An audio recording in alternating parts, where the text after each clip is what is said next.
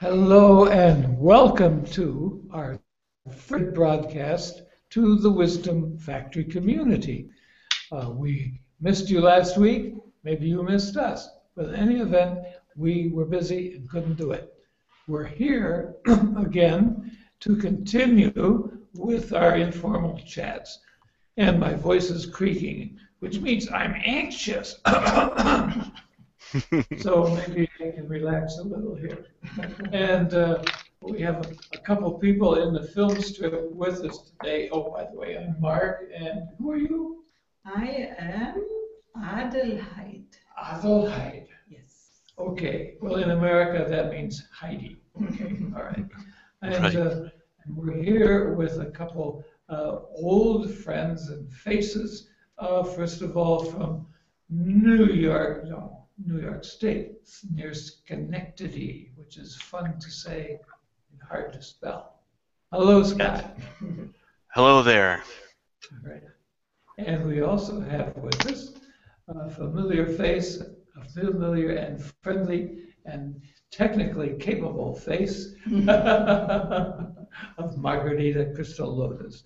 So nice to see you again, Margarita. Yeah, and then we have Marcus in the audience, and really, Marcus, oh, he's coming. Wonderful. Good. There he is. And there was Paola Suarez and Becky Coleman and Josie James and Naira. They said they would come, and hopefully they show up. Yeah. In the film strip too, because we want to have a conversation. It is not a show in the sense that we want to teach something. What? We're not lecturing these people? No, we don't. Oh, well, that's strange. Yes. That was Lawrence's task. Lawrence will probably come a little later. Yeah. And so for today, as a topic, I thought we could talk a little bit about the processes which Lawrence has offered us, and both Marcus and Scott have experience with that, and Margarita too. So and us too. Oh yeah. Okay. So we could talk a moment about that if you would like to.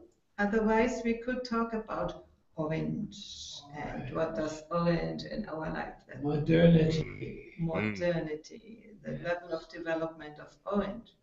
So just tell me what you want to talk about and begin to talk. And we have to mute ourselves because we have forgotten our earphones today.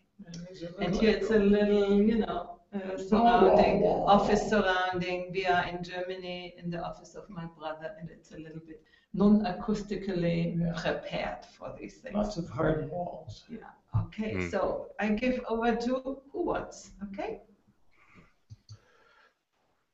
Well, the thing is here that you make these walls softer by being here, and your voice can resonate in any space. That's very nice. I don't know. Maybe I'll report because it's been a while since I've been on the call. I'll talk a little bit about my post effects from the Lawrence Gold key release, which have been helpful in my transition. So I'll just report that I've been using the technique, and in fact I go back to the call. I've listened to the call that was, the pre-recorded call that I was on, to try to go back into the same space that he was leading me through, and because I've basically been finished with my employment. My job closed the 17th, and now I've been moved and moving all my stuff, and like when you get unplugged from one location and you get plugged into another location, it's just all your stuff is there. So it seems like letting go is key to feeling sane and like a person, and just reporting that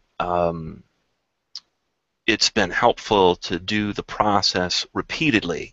So just the one time felt pretty good at the time, and for a couple of days after, and then I needed to do it again.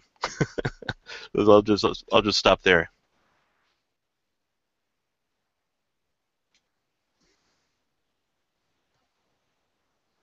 Oh, I can't hear you guys.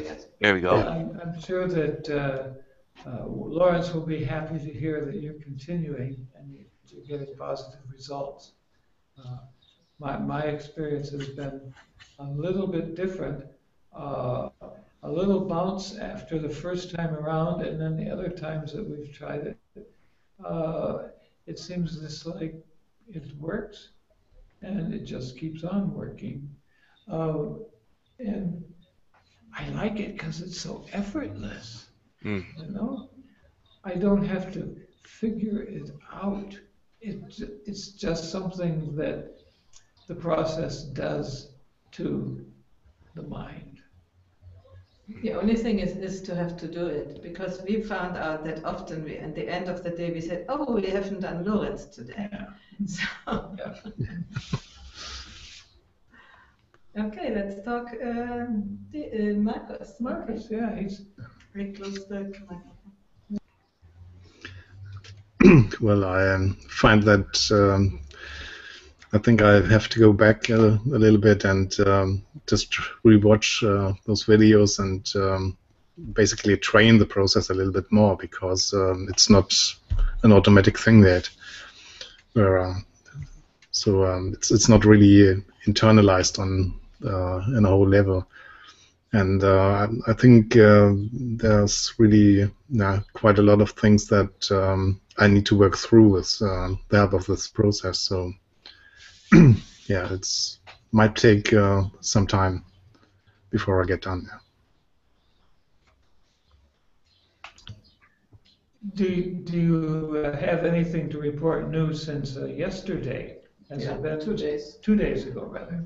Has anybody? No, not yet really. Right. I think there's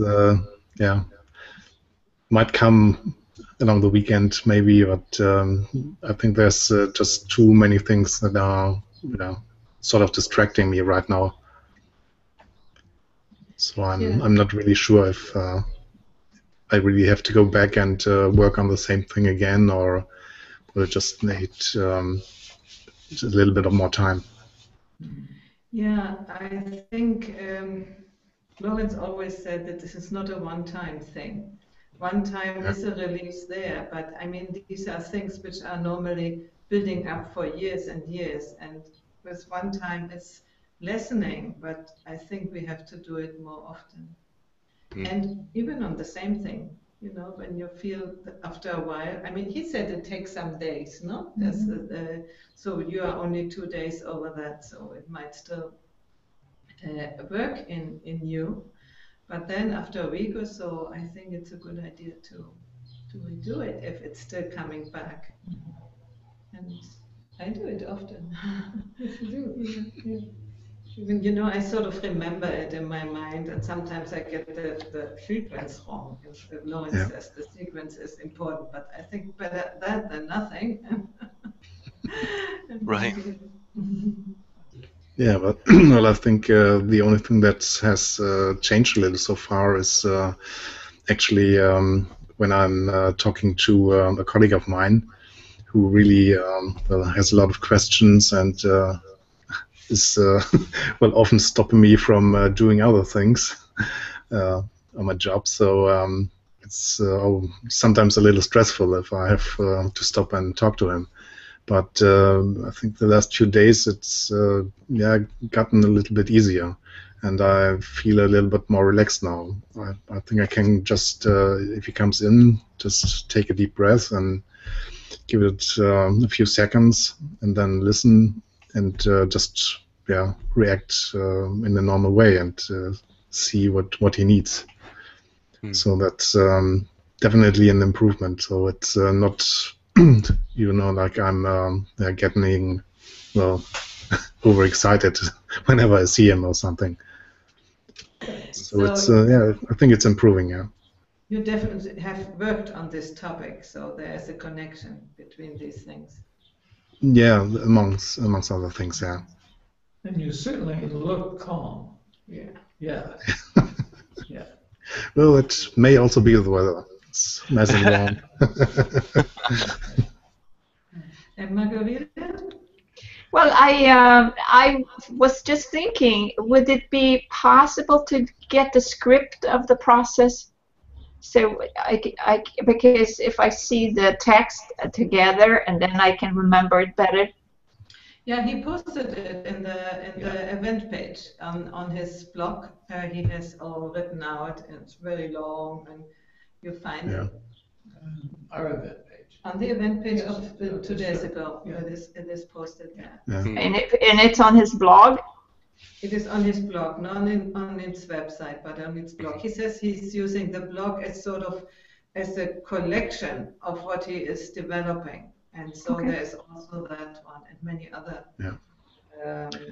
processes he will still teach. No? And as he said, and I say it now for future viewers or outside viewers, that he is offering a free training to do mainly the gold key release, but on different things, on different parts of your life. So this promises to be very interesting. Yeah. And here it is, no? This is the URL where to subscribe for it. Should be this one, I think. Yes, it is this one. So we have already Can't quite see a bit it. of subscriptions, but after the last show, I'm quite happy. Maybe we find some. Heidi, I can't see the banner above you. No? Well, I can see it. Okay, all right. Did I point maybe to the right because, side? We can say it. Let me see. I can't see it either. I always have to repeat it in It my comes in and mind. out. It comes in and out. I can see it clear sometimes, so people can try to look for it. I can also say I think it should be in the recording. Yeah. Yeah. It is bit.ly/wisdom gold. So it's WISDOM. I'm learning spelling. GOLD. Okay, wisdom gold. Yeah, this is a short link because it was too long. It is on our wisdomfactory.de website, a special page where you can subscribe for it for the upcoming free training. Okay. I think the basic process that he teaches, or at least the core of the process, lends itself very well to a simple graphic, like kind of a life cycle thing. You know, you start at one point and you go into the cycle, and then you just repeat the cycle until you reach some kind of resolution. So I don't know if he's done anything of that, but I think it's would be good for some people to get a little bit more clear about the process, maybe. Yeah, he is explaining a lot of these things, sort of everywhere, but I find it takes a little bit of time to really understand what it is about, you know. And as we are here talking a little bit also about integral, he has done this somatics, HANA somatics studies. No? Yes, He is a certified something in HANA somatics, and then he has added or gotten the inspiration by integral theory. And in integral theory, the four main things is eros and agape. Eros, agape, and communion and agency. Agency. So I should left, right, probably in that regard. It doesn't matter. And in his words, agape is remembering, because you go backward, you go downward to include what has been. No, remember, this would be agape. Eros is imagining, because it goes the in the emergence, you know, what can come, what you can go toward. Yeah. Okay, and then we have communion. Communion. This is attention. Because if you give attention to something, you get into communion with this. with whatever it is, even if it's just to notice it. Yeah. But there is an interaction with. Yeah. And agency Yeah. is It would be intention. intention. You are towards doing something. No? And I found it very interesting because these are normal, let's say normal words, no? Remember, intent, attend, and what was the other one? Somebody help us here. Intention. Imagine. Imagine intent. Yeah. Yeah. And he's working with these, but it's nothing else than these more fancy words which we are hearing in theory all the time. Yeah. The most profound in that process I find was and complete it. Like you have to finish every step, like complete, finish what you're doing, right? Like, because that's if we don't, that's actually making the feelings or the things stick. But if you have to do that, stop what you're doing right now and then go to the next thing and then do that. I think that's the basic practice about this whole thing. That's why it works, because okay, I'm gonna finish that now, and it's a safe process to go from okay, I'm gonna think about that now, feel that, now I'm finishing that, now I'm going to know something else. And this is, I think, the key here that one needs to practice. I notice also in some of the spiritual practice I do, I experience the same thing. I have to move on from this to this, and I can't remain here in order to focus on that. So there is a similarity there. Okay, I have to leave that there. I can't feel it or see it or visualize it. I have to move over there because this next thing is going to take up my whole attention. So I have to finish there in between. Just like doing that part first, and then leave that, and then go to the next thing. And I think that's the problem with most people who have, let's say, emotional trauma, emotional problems, or racing thoughts and stuff like that. They don't know how to actually finish that thinking, feeling, whatever experience is inside, and move and put it aside safely, and then move to the next thing, because it's less fearful if, okay, I have to let go, right? It can elicit some fear, but if it's a process, this is what I'm doing, this is a practice, and I'm practicing finishing what I'm doing and going over to the next thing. I think that's very helpful. I think that's the key for the whole process. And the key is, this is very important, yes, but the key is when he said stop. Yes. Stop imagining. Stop remembering. And then you come into the present, because you are not anymore in the future imagination, and you are not in the past with thinking about the things, you know. This is my impression. I don't know you. Well, I had a slightly different response. Is the pause in between, the change, the deliberate change from one position to another, is reminiscent of a lot of practices where you are asked to physically shift your weight between parts of the practice. So it's another way of breaking with what you're doing and moving to another piece of the process. In some practices, there is like what could be called a pattern interrupt. Like, okay, now we do this. Right. And then when you stop, the word stop, I guess I didn't say that. Finish what I'm doing, that was hanged up in my brain, because, okay, I finished it. It's good to finish. Yeah. Well, in today's world, it seems like you're almost programmed or conditioned to constantly be busy, you know, doing or even trying to multitask, which maybe some people are good at, but it may be stopping one activity and then truly being done with it, or noticing when things are done.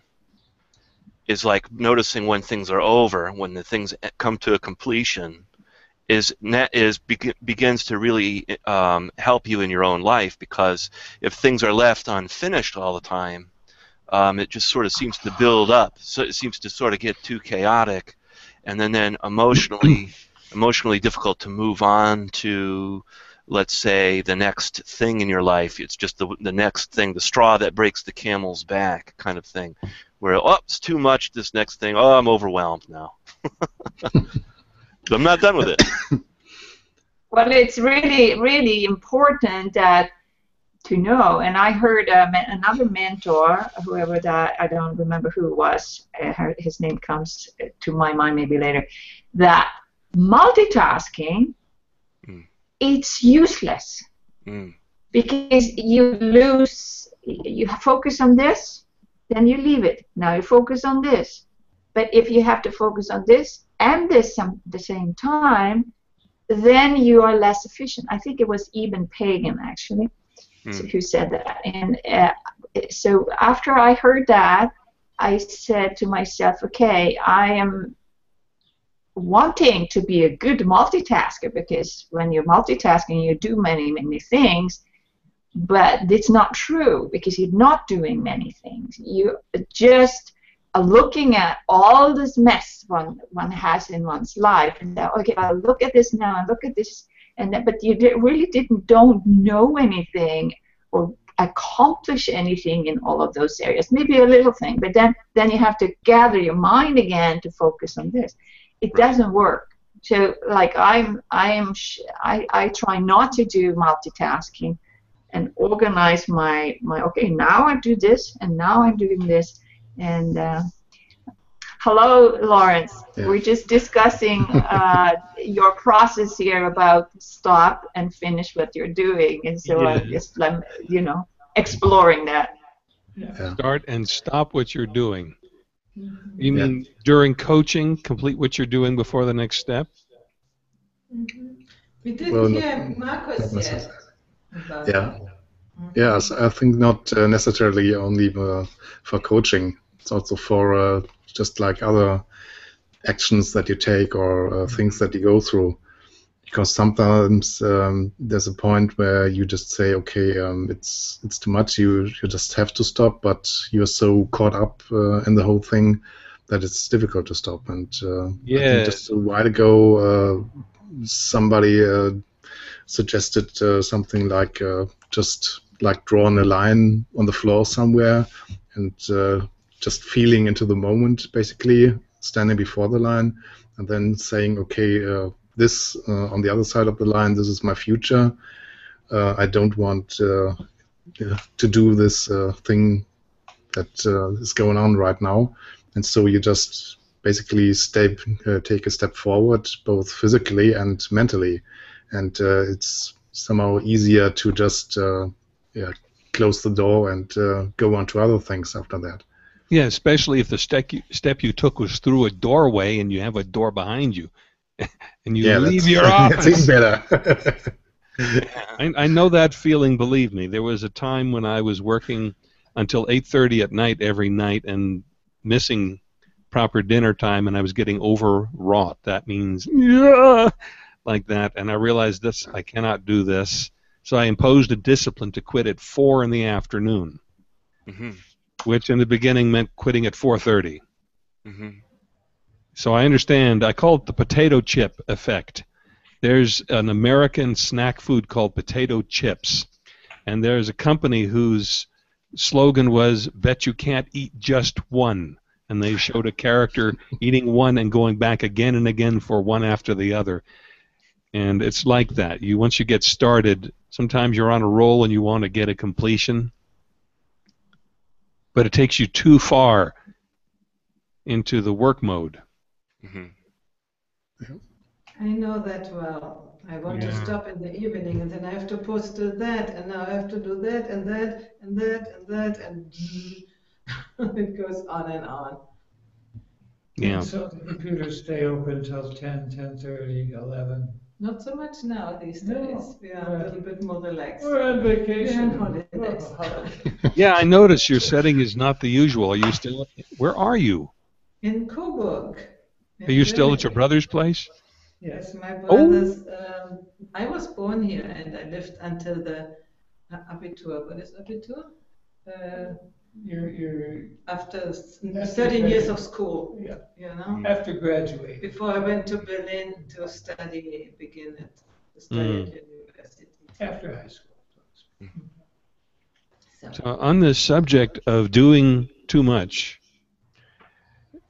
if I were still in that predicament, I would be running a gold key release for myself on the experience of, and whatever the words are for you. I would just say doing too much or working too long or too hard. You find how the expression fits for you and then run a gold key release on it. And you will just dissolve out all the hidden mindset that keep us going for too long, too hard. And then you get...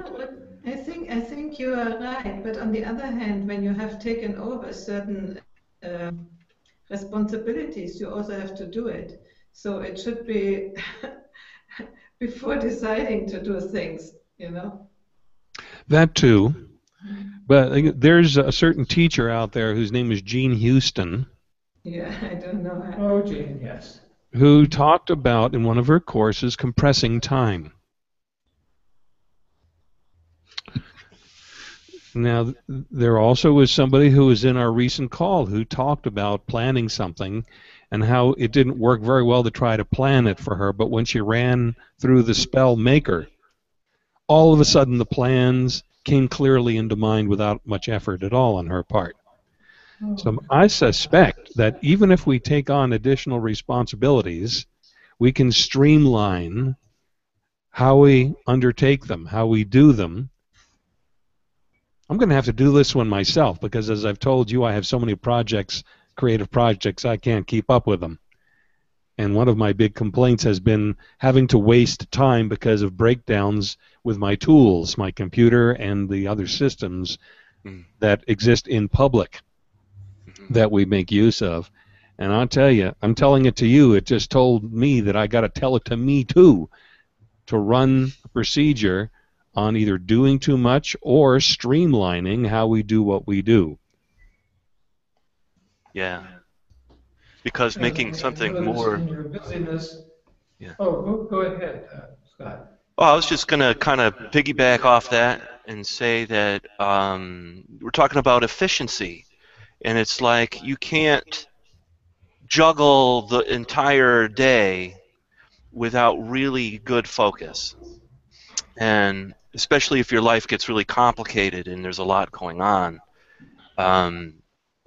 doing like a gold key release technique on your life seems to be really helpful when you want to efficiently be done with a thing and then go on to the next thing.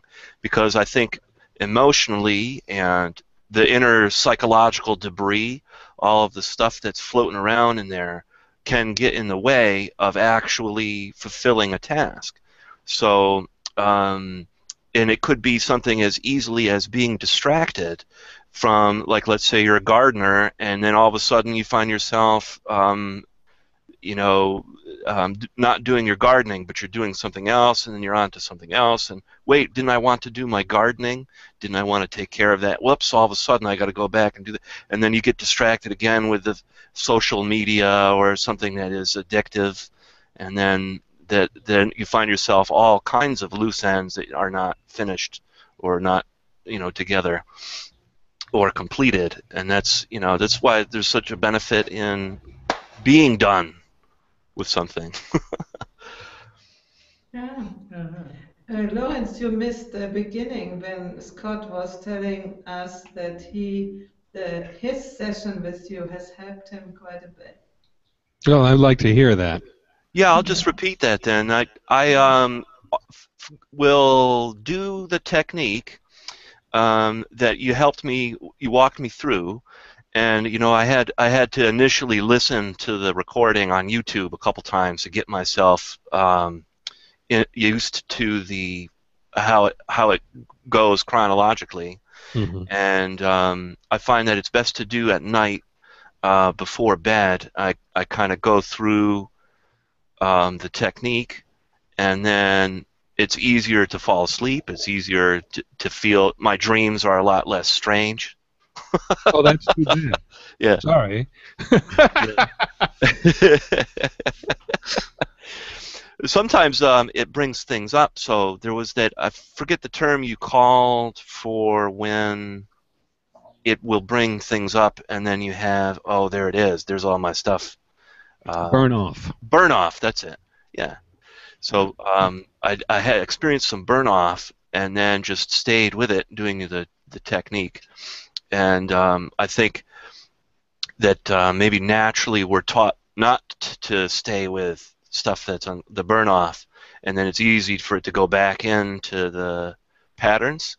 But I think if you stay with it and you keep working on it, it seems to really help, you know?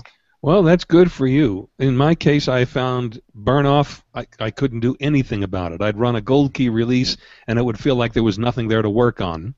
Yeah. And then I would quit, and there it would be again. Right. And the reason I call it a burn off is because when you burn something off at a point, it's all burned off. You don't have to do anything more. Right. But if it works for you to put it through the process some more, then I'd say just fine. Mm-hmm. Yeah, I think it was uninterrupted emotional turmoil burning off. Yes. So like the feeling of an inner torture. There's stuff. Mm-hmm. And then so That's the burn part. right. So that for me, I guess it was. I said, and this is something that I've been doing is, well, I'm going to turn my attention toward that, and either do the technique or just let myself feel it. And it'd be very, like there might be feeling in the heart, like the heart racing, or feeling of panic, like totally out of the blue, Right. So Right, with no that's part of traceable cause, right? exactly, yeah. Yeah. Yeah. That's in my experience. So I just wanted to report on how that it's doing something. When you're doing the process, it's bringing it up into your awareness. Now, there is something I can recommend to speed that through. Yeah. It's a recent post. It's called the Tongue Mudra, Okay. the Tetraseed in Serpentine Movements. Okay. I know the serpentine movements is going to make people wonder and get intrigued and immediately want to see what it is. Can't wait to get some serpentine action. The tongue mudra is, yeah, right, exactly I right. tried it. I liked it. Now, the tongue mudra is astoundingly potent, and yet it is so simple. Once you get it going in yourself, it shows you, or shows me, the part of, let's say, the gold key release or other procedure that has not yet been completed. And you don't need to go back to complete it. Just do the tongue mudra.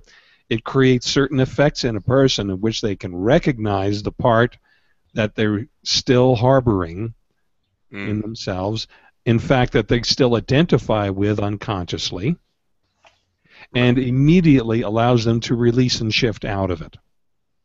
So I've posted guided instruction. Yeah. And it's, I think, I'm not sure if I posted it on the Wisdom Factory page. It's kind of all over the place now because I've posted it broadly. But if you actually were to do a search for the term, it ought to bring up the video. It's a YouTube video. Cool. You can Now, I'll post tell it you. in the community, Lawrence. It what? You can post it in the community. Here. Here. I'll have to locate it and put it in there. I thought I might have because I did a whole bunch, but I don't know. I saw it somewhere, but I don't know if in the community. Anyway, it's good. Yeah. I think the reason I didn't put it in the community, now that I'm thinking of it, is because you had mentioned to me about offering some sort of a bonus for people who participate in the course, and I'll tell you, it's a great bonus. It is just, I use it a lot because I'm really leaning into my own transformation. Right. Right. Good. Well, it's on the Wisdom Community page, I'm quite sure, because I found it. Okay. Somewhere it is, anyway, because you found it. I saw it too, but I didn't click on it yet. So we have already quite a few subscriptions for the free training, and from now on, every week when we still have the Wisdom Factory episodes, I will always tell people to come in, and we will see how many people will be inspired. I had one very excited email from a woman. I don't remember the name now, and she was so happy about it. She had done with Hannah somatics too, but she was so excited about what you are doing, so she wanted to be in Hmm. the course for sure. Sounds like it was one of Lawrence's people. Probably. You want to hear a very interesting story about Mhm. the creation of the tongue mudra video I just mentioned? I'd love to. Okay, so here's what. In the procedure, I create the spoken part, and then sometimes I introduce a music background using some of the music works I've created from the same place as the gold key release and the tongue mudra came from, wherever that is, that feeds into me. And I did a creation years ago of a certain sound piece, and after I created the voice track for this particular video, I located that piece of sound work, and I mixed it just dropped it into the recording of the voice for the tongue mudra, and it was of such a length that it ended to the second at the end of the section on the tongue mudra and before introducing the tetraseed. It was a perfect fit. That's like synchronicity. Yes. Yes. Awesome. Serendipity. Wonderful. A question, Lawrence. Mm. Is it the tongue mudra like the tongue? Yes. And so you move the tongue in the process? Well, you position the tongue. Yeah, there's a particular set of instructions that I've posted now. It's in that video, and it tells you about how to position the tongue and certain tuning actions to make sure your tongue is in good position, and it's full instruction. So Okay. yes, it's the tongue. Tongue is very interesting because apart from the fact that it's the instrument of speech and therefore of intent, it's also part of the mouth and face, of which fully 1/3 of the central nervous system is dedicated. So in doing the tongue mudra, we are engaging a massive percentage of our own nervous system, plus the function of speech and intent. And in esoteric yoga, in the chakra, the energy center diagrams, there's a minor chakra at the roof of the mouth that leads to the crown chakra. I don't offhand recall the name of it, but it's in the literature. It can be found by Googling the term if you wanted to do the work of it. The tongue mudra taps into that also. It is a convergence of 4 major functions in a person. So it is stupendously effective, really. And that's all I have to say about that one. Just the rest is do it and see for yourself. I can't wait to try it. Yeah, it's great. You make me curious about it because tongue is one of my study objects. You know, when I teach sound and singing, and so the awareness of the tongue, which so few people have. I wonder what would happen with Mark if he started practicing, because Mark, as we know, your voice has lost some of its resonance over the years. Yeah, it has. And it's purely functional. You can clear that up and get rid of the gravel and have your voice be resonant again. It's perfectly available to you if you want to do it. Well, I should. I know that. I tried to teach him how to use the voice. 2 lessons we got in 3 years. So. Well, in my defense, I would say that a good deal of this graveliness is a result of cancer on the vocal cords, No, it's which not. was cut out. This is an excuse. Excuse me. This is an excuse because I know that your voice is perfectly all right.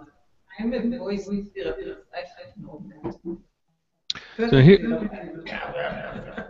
here's the thing about surgeries. They always trigger trauma reflex or cringe response in relation to the area surgeried.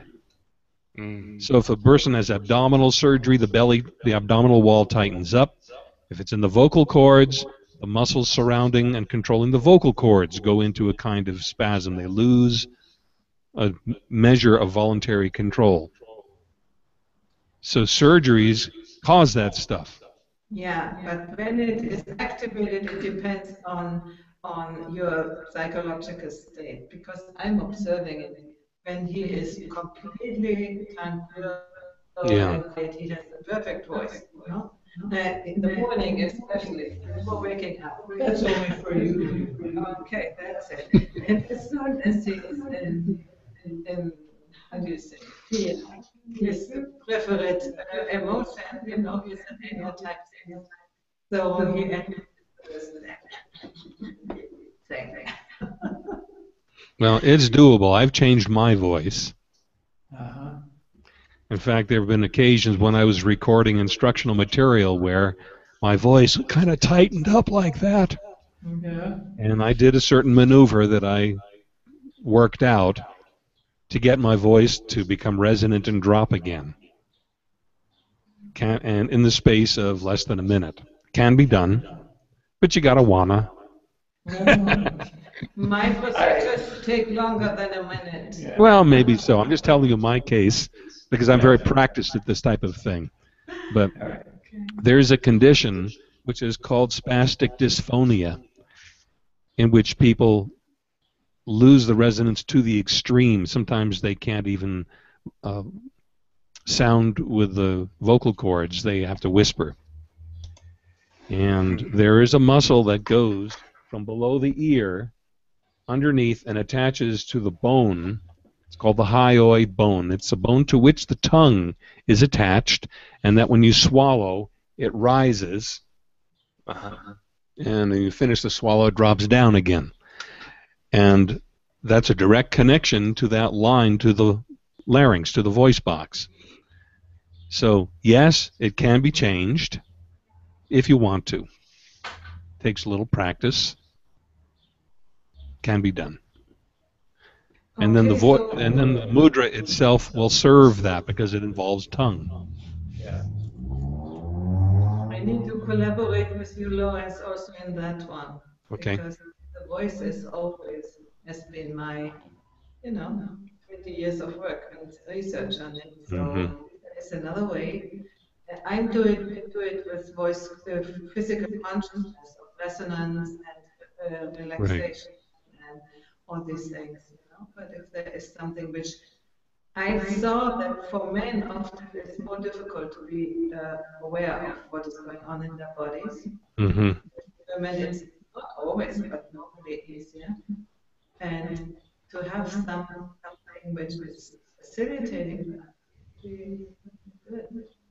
Yeah, well, we'll connect on that. I'll show you what I've learned about that. Good. It is common when I do a breathing session with a client as the chest softens, for the voice to become more resonant in the person. Yeah. I would like to give a little bit the talk, the speak, how do you say, the part to Marcus and Scott. Sure. Because we are talking too much. And also Margarita. Yeah, it's wearing out my voice. Yeah. Okay. Good. You have 10 minutes, so what would you like to talk about, Marcus?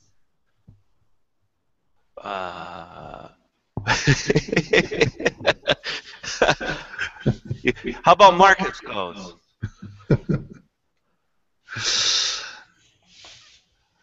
Well, Put him on the spot. well, that was a curveball. Well, not really sure if there's too much that I have to talk about right now. I think Excuse covered. me, I have to come in. Lawrence, it's on your part. Yeah. Please mute yourself while he's talking. Okay, so that's better.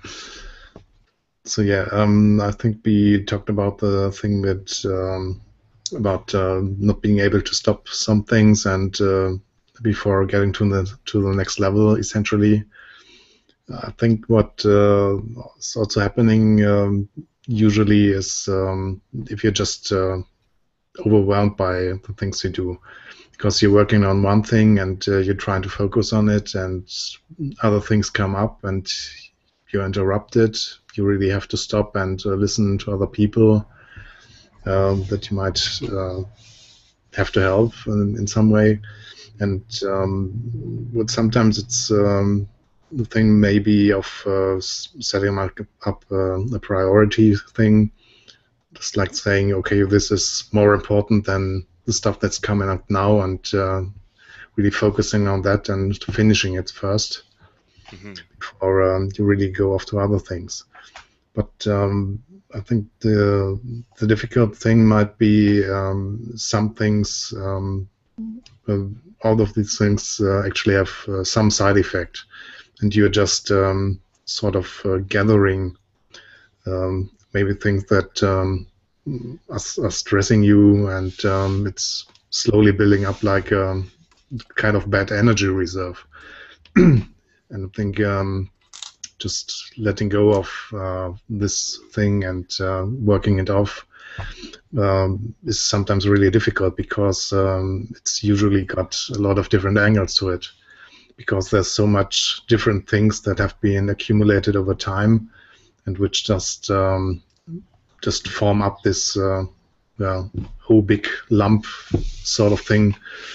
And so trying to work on that, I think you can really just chip away at the thing, and maybe try to continue to just work on things and coming at it from different angles before you finally are able to really finish everything off and well, basically just sort of release the weight that's pulling you down in some way. I like that, Marcus.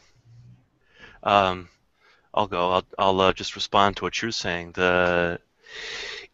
I think the lion's share of any kind of work that you're doing, it's like Lawrence says, you have to want to, and it's a tall order because we're talking about a lifetime of either just living your life or being taught a certain way to live your life, and you know, your parents and their view of how to do things is imprinted on your consciousness, and how you know, that how they might avoid things, you might learn to do it that way growing up as a child, and then so it's not so much taught in school, although I think if there were things like the gold key release that were taught in school, then all of that energy, all of that pressure inside of young people would learn how to be more integrated at an earlier age, and then, you know, when you get older, you wouldn't be as messed up from your lifetime of doing it a certain way. But I mean, obviously, it's a practice, and I think that the more we practice when it doesn't matter, the more beneficial it benefits us when it does matter. So, you know, in times of seemingly where it's not as important, practicing anyway, you know, I think is a good thing to mention here, you know, for this kind of call. Thank you. Yeah, I think somehow we might just have to integrate the basic mental technique into everyday life, and just sort of say something, okay, like I'm hopping on the bus and maybe got a couple of minutes, 10 minutes, 15 minutes, where I just have to wait before the bus arrives where I want to go, and just sort of blend out everything that's going on around you and just do some mental work maybe. Which isn't always easy because sometimes it gets really noisy on the public transport. So Yeah. It's like finding a way to, in the midst of changes, or even in that noise, to return back, like a constant returning to the breath kind of a thing, or it's because all of the process, all of that energy that's in those knots inside is like part of that shadow in integral theory. You know, you got the mind, the body, the spirit, and the shadow, the four parts of the integral life practice, or the ILP. And shadow is a big component because it's unconscious or subconscious. And so it's a big area of our self, of our individual and the collective. And so the work we do ripples out. Any work you do, even getting on the bus, I think ripples out for not only for yourself, but for the collective morphic field, or that cosmic groove for everybody. Get groovy. Yeah. I think the other thing that maybe has to I maybe have to integrate something is actually something that I learned from the Kijutsus kind of thing, because in self-defense, when you're just being attacked by somebody and someone grabs you, I mean, it's on the mental side, like something is getting a hold of you. It's very similar in a way. You have to remind yourself that only a part of yourself is actually locked in some place, and the other parts are free to move around, and you can work with that. You just have to calm down to a level where you just realize, okay, I can do anything with the rest of my body, so I can try to relax sort of way, and also relax the part of my body or my mind that's currently in a locking situation. And once you've done that, it's much much easier to do anything about that. And I think that it also works on the mental side of things. Absolutely. I think this is exactly what we need to learn. I think people call it resilience or something, to not be caught by the emotions and by thoughts and by everything, but come down to a state of being in which we can react in the appropriate way. And I think I see some voice work in my future.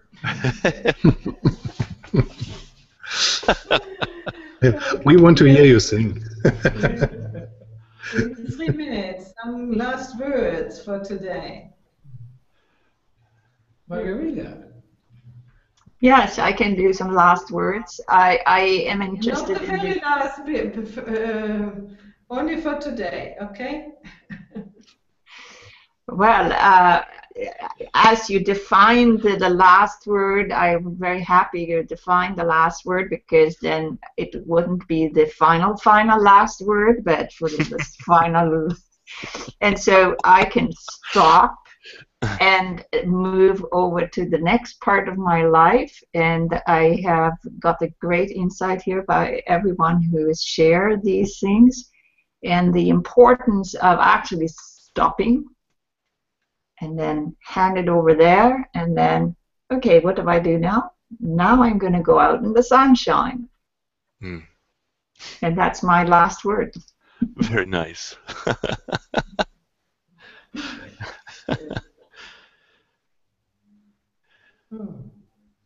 I'll go next.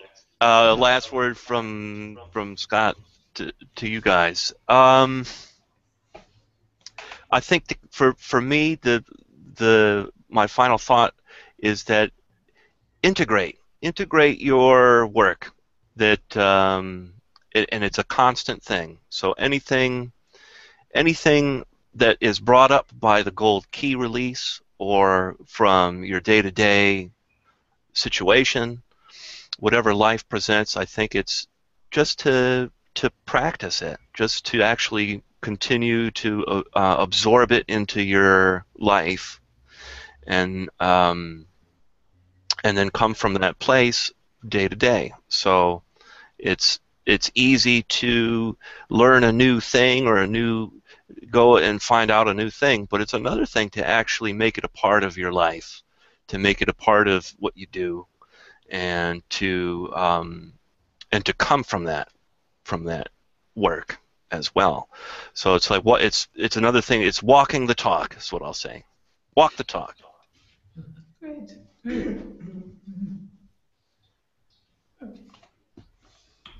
You? Marcus? Marcus? Well, I'm not so much for last words, but I think the only thing is one thing that I've really learned over time is the only thing that is constant is change, because everything else is just changing. You might think something is certain and doesn't change any time, anywhere, but it actually does. And so the only constant is change, and I think you need to also make that a part of your everyday life, and just accept that and go with the flow, so to speak. Go with the flow. Go with the flow. And Margarita had to go. Yeah. She's going with the flow. So it's just you and I And Lawrence. Oh, Lawrence. Yes, lest we forget. Okay, final little piece here. I have upgraded the spell maker, and I've posted a link. It's worth going to. It has to do with how it's done. Much more potent than what we did during this show. Awesome. Yes. These things become obsolete so quickly. All this change, I can't handle it. I have a new phrase. Everything changes. I have a new phrase that came to me yesterday: accelerating somatic education. The accelerator. Yeah. I will change state of consciousness really soon. I'm going now to meet my classmates of 40 years ago. And I'm sure we are in the land of beer. I will have a beer, and this is immediately changing a little bit my way of being. And that's all right. Well, she goes to meet her old classmates. I'll be meeting the rest of her family who is arriving for the festa tomorrow in a local beer garden. So the thing we'll have in common is the beer. Yeah. Okay. You can teach them all the gold key release. Okay, we can try after the 5th beer, okay? Anyway, thank you that you came for this. You're right, after the first beer. And next Friday we will do it again. And maybe even, is it okay for you at 6 o'clock European time? That means at this time? Yeah, works for me, yeah. Okay, because I was thinking about the woman in Nahira in Baku. For her, it's always midnight, and so we could anticipate it a little bit, so she might be more easily participating. Yes, at 8 or 9 might be easy for her. Good, thank you, and come back also to the community, write a little bit. Okay. Thank you. Bye. Bye-bye.